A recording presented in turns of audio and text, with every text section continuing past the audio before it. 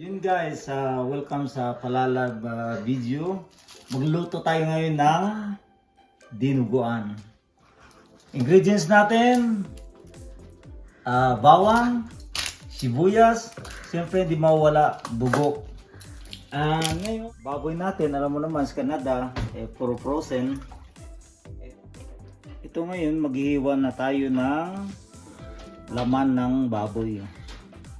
Mas masarap kasi pag laman yung gamitin natin sa dinuguan kasi alam mo naman may edad na tayo, pag laman loob yung gamitin natin iwas sa arthritis sabi nila, pero ako wala pa naman akong arthritis, thanks God. Mas masarap kasi pag laman yung gamitin natin kasi dagdag linamnam sabi nila, kaya yung style kong napagkat ganito lang, simple lang, kwadrado lang para pag lumambot kanamiton kanon, tawag sa amin na Bisaya words. Yan na yung iba na ano ko na, pinakita ko lang sa inyo kung paano mag cut. Sa next mag prepare na tayo sa mga ingredients niya pag sabay salang na. Ngayon guys, mag start na tayo magluto. Hiyatin muna natin yung mga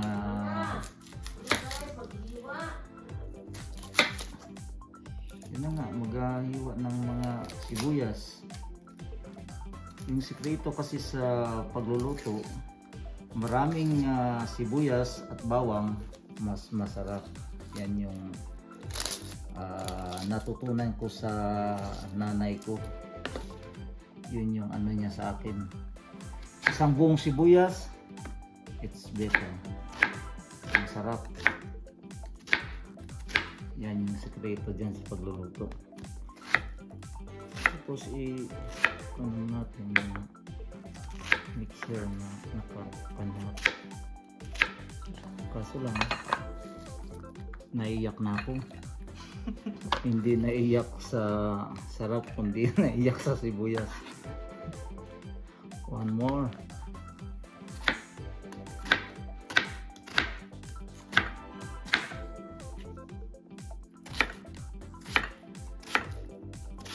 Disclaimer lang po, hindi ako chef ha. Natutunan ko lang to sa nanay ko. Tapos bawang. Alam ko, alam nyo naman to, pero pakita ko lang sa inyo kasi sakit na ng mata ko.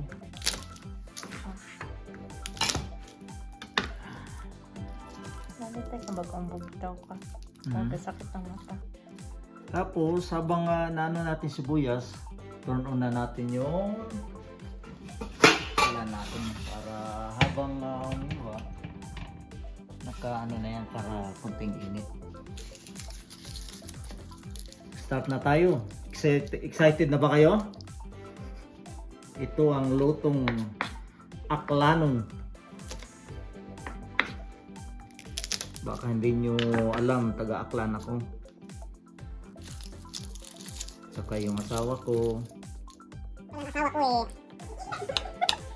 childhood sweetheart, di ba?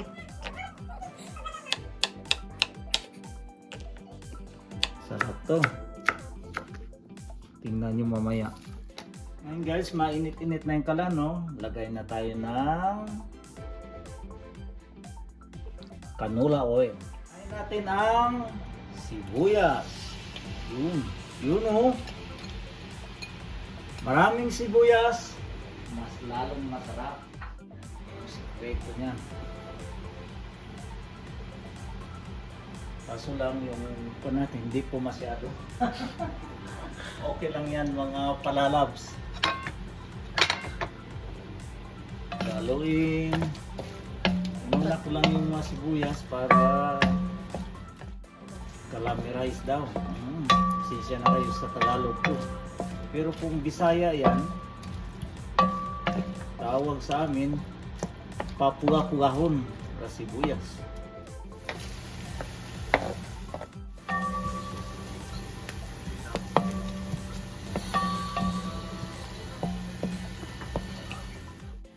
Yun o, yan na. pwede na yan. Ito nga pala yung na-prepare nating meat na nakat ko na ng cubes.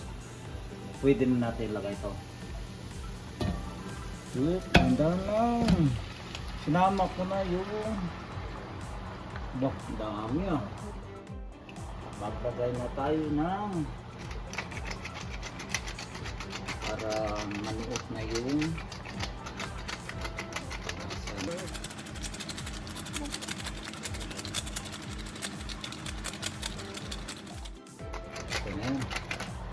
Tapos maglagay na tayo tuyo. This habang ano ko pa marami ito kunti lang. Asin. Doon na ang mamaya naman makamatik na natin. Tapos ito natin. Yun. Namoy nyo na.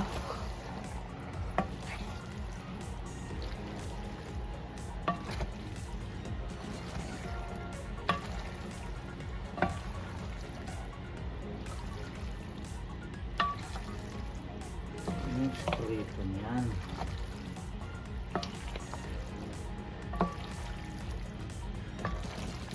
Alright. Golden brown na yung meat. You know, after 10 minutes, yan na yung mukha niya. Pero hintayin pa natin na ano yan, yung baboy. Maluto.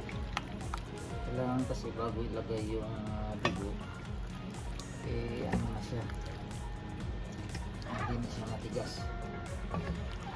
Yun lang, simple lang. Pero yung sekreto niyan guys, suka. Pero mamaya pa natin lagay yan. Yan yung sekreto niyan. Kaya hintay-hintay lang tayo. Kung dito lang kayo naamoy nyo yung amoy, nako, mapapatakan kayo. Okay, see ya. Yun na guys, ano na yung yung meat natin. Hindi na matigas, maglagay na tayo ng ili. Tapos yung secret natin, vinegar. Yun yun. After 5 minutes guys, lagay na tayo ng dugo. Okay, stay tuned. Yan guys, after 5 minutes nilagay yung suka. Hindi ko gago kung sa amin, iwan ko sa Tagalog kalma. Tikman muna natin kung okay na bago maglagay ng dugo. Kung okay yung lasa, kung sakto yung asin, tsaka yung linamnam. Ayos guys. Lagay na natin yung final touch, dugo. Ito na pala yung dugo. Alam nyo naman dito, frozen. Nilabas ko na ito kanina. Kaya, buhos na natin.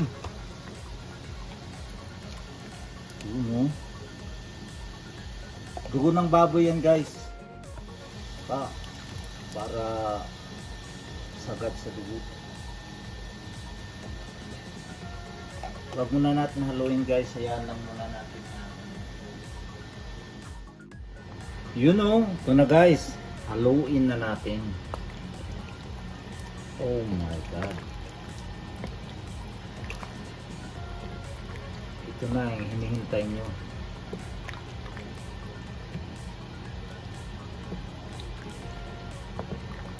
Kung hindi pa kayo nakakatikim ng dinuguan Bisaya, ito. Natutunan ko to sa akin ina na sumalangit na. Pero yung hindi kong makakalimutan dun yung pagluluto.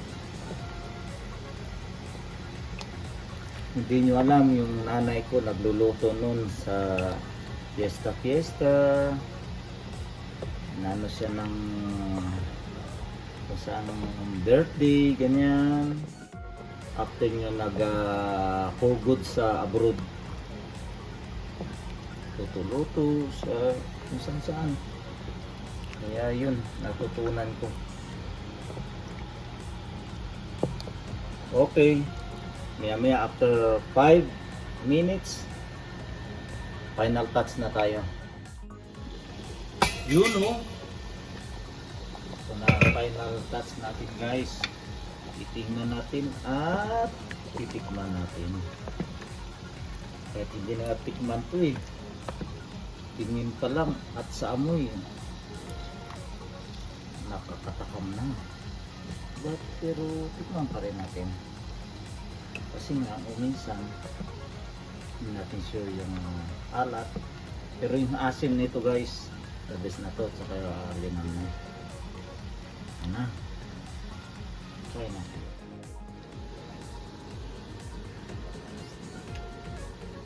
Oh my goodness. Okay na to guys. Thank you for watching.